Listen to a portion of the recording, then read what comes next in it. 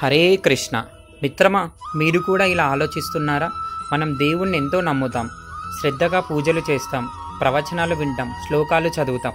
కానీ మనం బాధలో ఉన్నప్పుడు దేవుడు వచ్చి మనకు సహాయం ఎందుకు చేయడు? దేవుని నమ్మినందుకే మనకే ఎందుకు ఇన్ని కష్టాలు? మీరు కూడా ఇలా ఆలోచిస్తున్నారా? అయితే మనం ఈరోజు ఒక మంచి కథ ద్వారా తెలుసుకుందాం.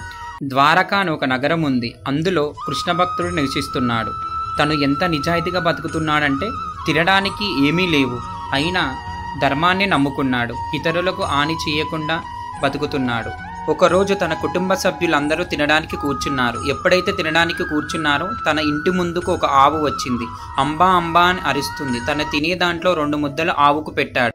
మరలా వచ్చి కూర్చున్నాడు. తన ఇంటి ముందుకు ఇప్పుడు భిక్షగాడు వచ్చి అమ్మా భిక్షాందేవి అని అంటున్నాడు. వెంటనే తను తినే దాంట్లో 2 ముద్దలు ఆ భిక్షగాడికి పెట్టాడు. ఇక్కడ అంతా శ్రీకృష్ణుడు గమనిస్తున్నాడు. ఇదంతా జరిగిన తర్వాత ఆ భక్తుడు నడుచుకుంటూ వెళుతున్నాడు.